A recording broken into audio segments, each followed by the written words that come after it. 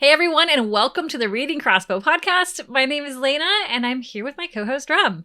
Hey, Lena. And as usual, I'm excited to talk to you this week about my book choice for this month, which is Prince of Thorns. And I really chose this book because we've been circling this book since the start of the show, because I've really wanted to get you to read about probably one of the darkest protagonists I've actually ever read. And so after you had me read my third Sarah J. Maas book, I figured it's time for you to read your third, Mark Lawrence. Oh man. Well, it was an adventure. I was hesitant, this, to get another Mark Lawrence book. But, here we are. When you get a book like this, like when I say, oh yeah, you got to read ACOTAR to help you understand where I'm coming from, and you're like, oh, well, you got to read Prince of Thorns. It's going to help you understand where I'm coming from. I read it and I don't want to understand where you're coming from. Okay. We'll get into it. So. All right, so tell us, let's tell the audience about the book, just so that they can find out, is this a book they want to read? So we'll go into a quick summary, and we'll have you tell them all about that. So we'll call him the hero of Prince of Thorns, is Jorg Ancrath, and he is the prince of the Ancrath country. But at the start of this book, he's actually the leader of a band of mercenaries and bandits who travel around and just attack whoever they feel like.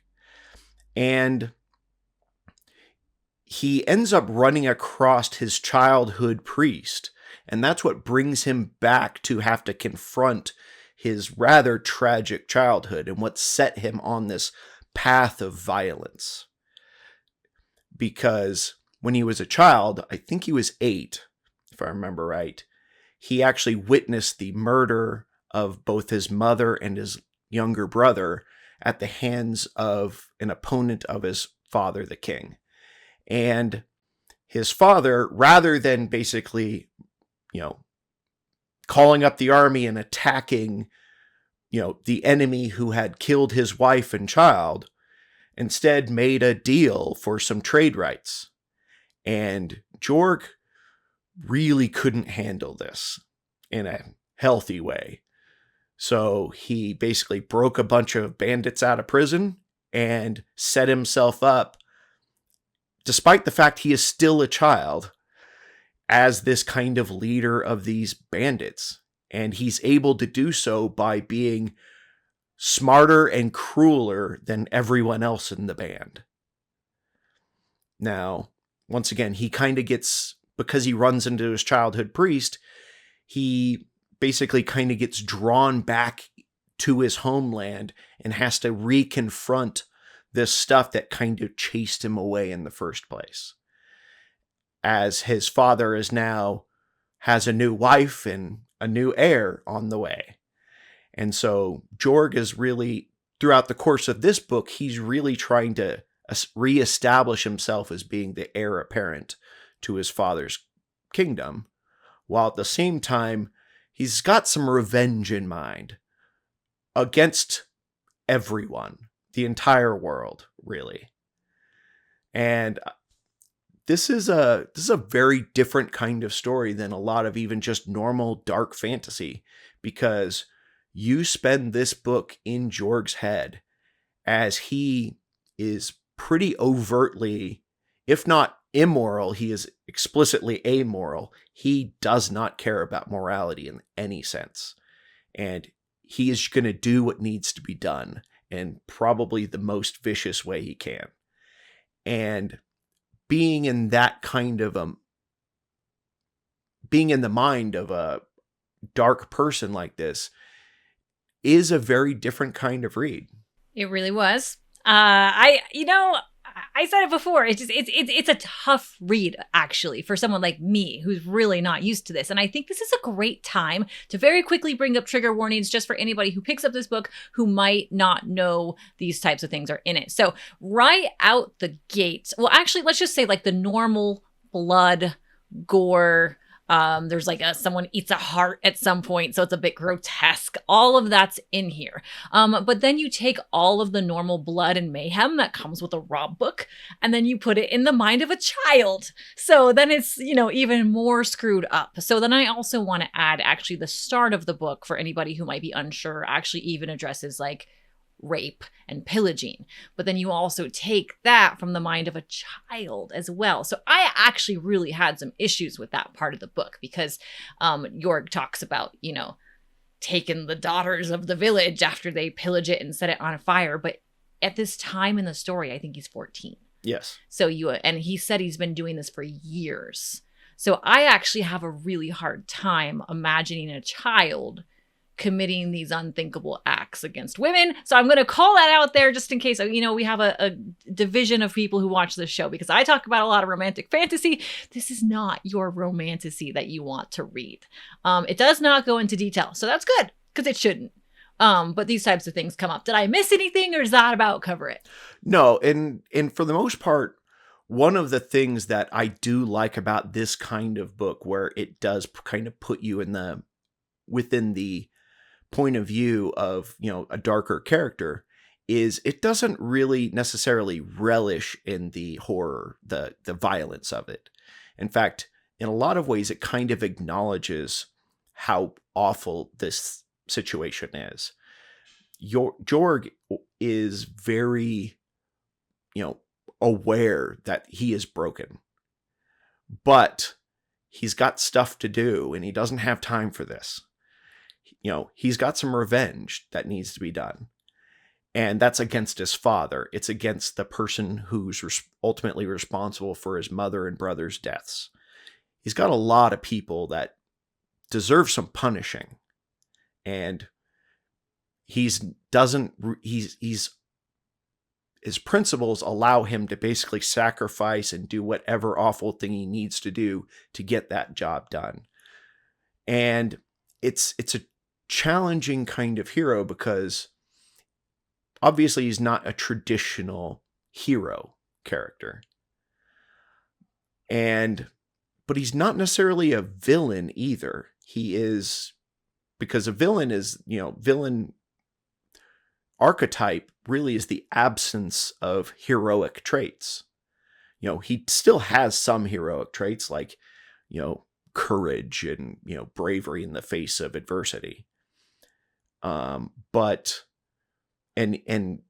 because this is a story rooted in trauma, Jorg has to basically find ways through essentially impossible odds that even like his father is setting him up against. And it really gives you this kind of different worldview than you're used to.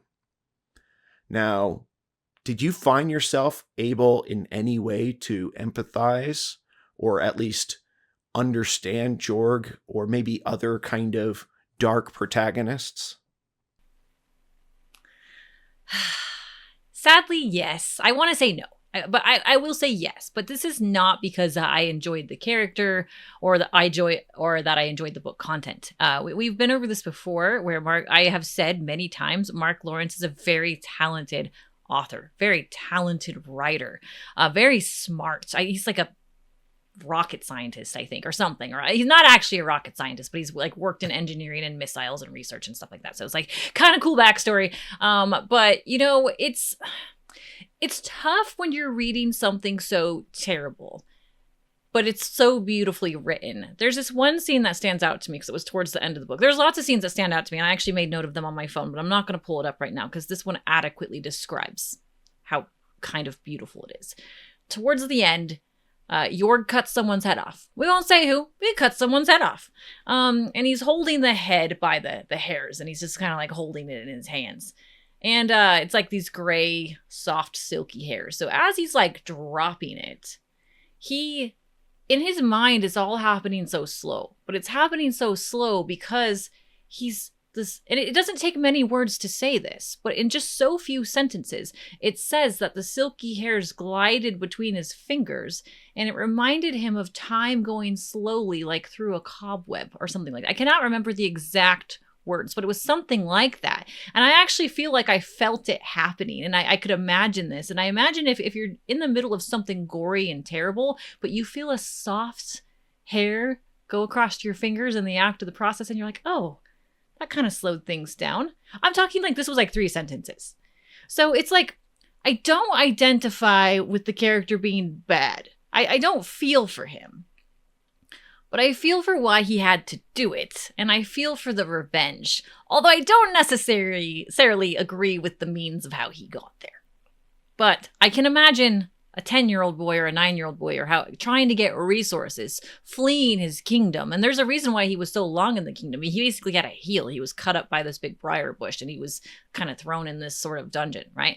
Well, it took him a long time to get out of there. And so like he has to find money, find a band of people, get them together, keep those people happy even. And so everything, like you said, is a means to an end. And the end is revenge. But it's just written so beautifully that, you know, it's hard to remember the bad sometimes.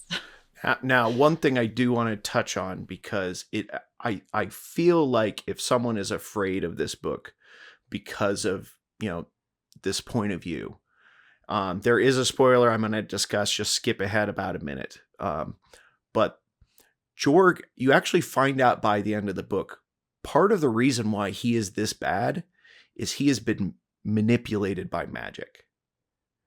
And it's not entirely his fault that this has happened. And he kind of realizes this by the end of the book. And I think it does give far more depth to having a character that is this dark by having that kind of an out.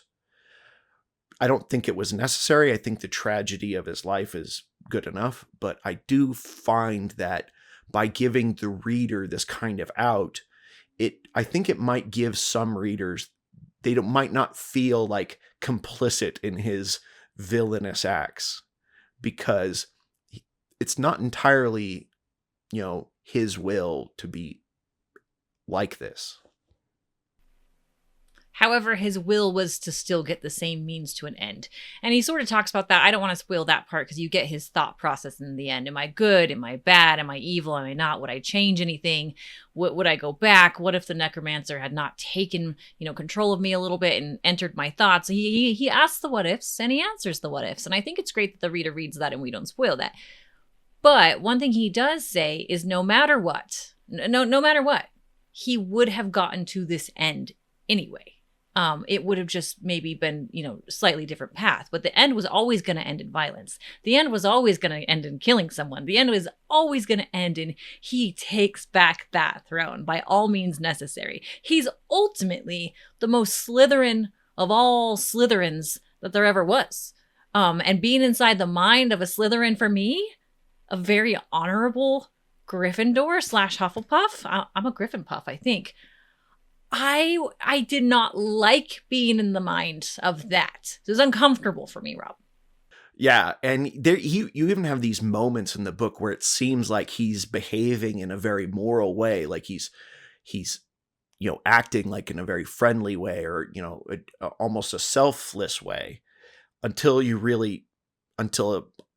very quickly thereafter you realize, oh, this is just a calculated move. He's just behaving this way because it advances his needs. And so he is even his morality is just a tool to achieve his ends. He's not a principled character in any form. Now, there are some points that even kind of shocked me. Like there's a moment in this book where he does something that I think was intended to surprise even a reader who spent all this time in his head. When he does something, you're like, oh my gosh, I didn't think he would go there. And even, you know, I kind of stepped back and I was like, wow, you know, you expect normal storytelling devices, and he does something that completely even caught me off guard, despite everything that had happened before that.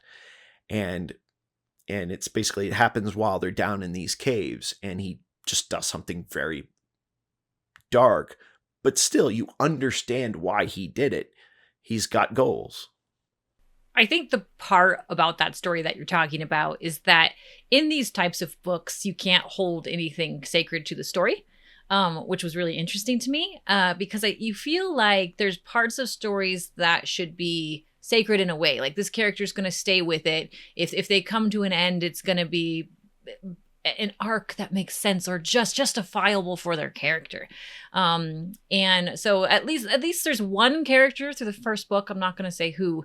I'm going to say they're like the Hound from Game of Thrones. If you like Game of Thrones, that's a character like that. So if you read this book, hopefully you discover that character. Maybe you mention it in the comments, but I kept thinking, wow, this is like the Hound. They're just staying by York's side this entire time. I love that. But we do get surprises with lots of characters, and especially characters that you might think would be more worthy, especially the priest, especially some of his bodyguards. So, just I expect the unexpected. And for me, everything was unexpected because I'm not used to this type of book at all. Now, I guess let's just talk about, kind of review this book and just talk about what we really liked and didn't like. Like, what was the best part and maybe the worst part for you?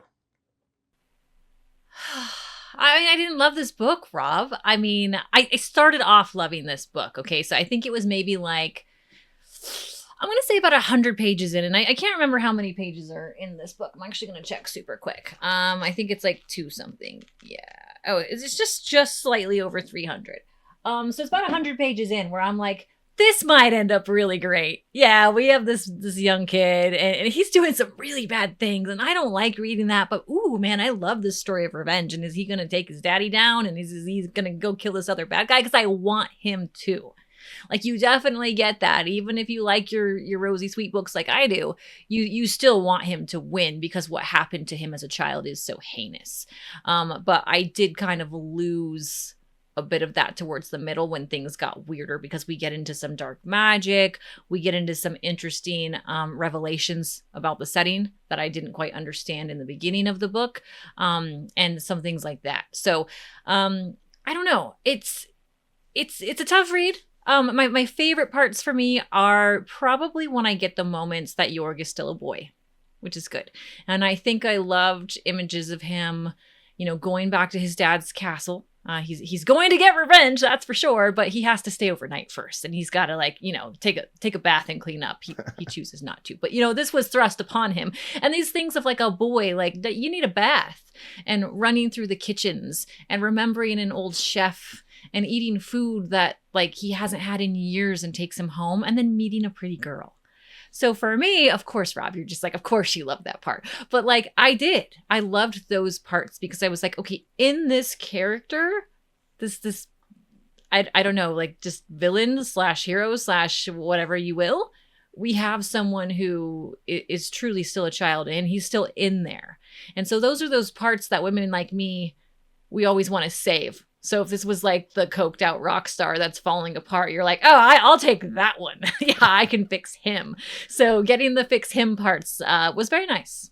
So I don't know if you want me to rate it yet, but I think you asked about what I loved about the book. Yeah. It was definitely those parts. He was still in there somewhere. So I actually really like the setting of this book. It's not immediately apparent, but it becomes apparent as the course of this story happens. This is actually a post-apocalyptic set in our world. Like there's Rome and there's a Pope and there's, Christianity. He reads the old Greek classics during the course of this story. And so it is set in our world, but it's set in like a distant future where the world is completely fallen apart by an event they call the Day of 1,000 Suns, which is probably about as Mad Max as you can imagine. And this is beyond that Mad Max type of, where kingdoms are now starting to reform in the ruins of the earth. But there's even this thing where it's like, well, where did magic come from? And it kind of gives a cool explanation for where this magic is in this world came from, despite the fact it started off as our world and now there's magic, and it explains why. And I like that because it kind of reminds me of things like the Shannara books and that kind of stuff where, it is set in the future, but it's not immediately obvious. Now, the part that I didn't like, it actually is the third act. It very much reminded me of watching the Game of Thrones TV show, because you get several good seasons where it's like plotting out and you really get to understand these characters, and then you see some sacrifices and where you can feel grief for these characters and that kind of stuff. And then you get towards the end and we got to fast travel, we got stuff to do, and the pacing fails for that last act of this story, because it felt like a good dozen chapters or so were stripped out of the last act of this book. And it made it feel a little too fast, it felt like the editors took kind of a hard pass at just that section of the book, because it is so unlike the first half where you got this, great pacing and, these good reveals. And so I think that was the part that I liked the least, actually, was that third act. And it was just mostly a pacing problem. But yeah, same. So agree. I was going to say on that too, because I told you before we started recording this that with this one, I had a lot. I didn't have much time this week or in the last couple of weeks. So I read a lot and I listened to the audiobook in the car. Right? It's short. I just didn't have much time. But I did the audiobook past those first 100 pages. And that's when it started to really get into like closer to the third act. And then I was just like, wait a minute. And then for a book that has so much epic travel, it's only 300 pages. And we have like where he's at currently in the world, and then going to his father's castle, and his father gives him a task, and then he goes to this red castle, and then he's back to his father's castle to show he did the deed, and then he's back to this other, and then we have like a tournament or something at the end. It was too much, too fast, all crammed in the end. So totally agree with that. Yeah. So now, I guess, how would you rate this book on our scale of 5? 5 being something special, something amazing. 3 being what we call a good book, your average good book. And a 1 being something that's bad, with a 2 maybe being an okay book. Where would you place this book? I'm nervous to say, because it is really tough. And I struggle with this. And I also feel like you struggle this way with rating some of my romantasy books, because I don't think you've given a 5. And some of these are like, but this is a 5 for romantasy. This is as good as it gets. So I did not like this type of story. It is not my favorite. It was written really well. I did tremendously enjoy those first 100. I think it was 120 pages. I was like, I don't like what the type of trigger warning stuff I've read. This was uncomfortable, but it's not a bad book, right? But then it turns into this might be more of a bad book, because I don't like when we get into like weird magic, necromancy, someone's dead, but they're not. And like, it's a bit weird, cheating death and things like that. And then we get into the apocalyptic part of the world. And I was like, okay, this isn't what I thought it was. I thought we were in medieval days here. And now we have magic and weird black magic stuff. And people are eating things they shouldn't. And it got a bit weird. But it's not a bad book. It's not a great book. And it is still a really, really well-written Mark Lawrence book. I will never say he's a bad writer, because he's not. But I agree, bad editing. I think all of that together makes this come to a 3. It's a good book. It's not a series I would read again. So there's more. This is a series, and I'm not picking up book 2. Unless you make me, like I did with you with ACOTAR. But I mean, I beg of you, Rob. I beg of you. I can't take any more of Jorg. I'm happy with where he left off. I want to believe in my mind that he's going to repent his evil ways, and he's just going to settle with the fact that he's where he's at, and revenge, job done. Yeah. How about you? Yeah, that's probably unlikely for his story. Shoot. But I would say if we compare it to the other Mark Lawrence that we've covered on this show, Red Sister and The Book That Would Not Burn, and I did finish the whole library trilogy. Of the Mark Lawrence books we've covered on the show, this is actually my least favorite. And I like this book, but Red Sister and the library, the way those were plotted out and outlined and planned, you can definitely see his growth as an author. And I feel like those are just amazing books, and I love those books. So I'm going to put this one at a 4. Going by your old measurements, this is more of a 3.5 for me. I think this is better than a good book, but it's not Red Sister, and it's not The Library. Did we both give Red Sister a 5? We did. I'm trying to remember. I loved Red Sister. I forgot that Mark Lawrence wrote Red Sister. Phenomenal book, watchers. And if you're watching this, you have to read Red Sister. It's so good. I've been wanting to read the second one, and I will read it. Yeah. So, I like this book. I just think it lost at the end, and I think that was more of an editing problem. And because you can see in his other books how great he is at planning things out.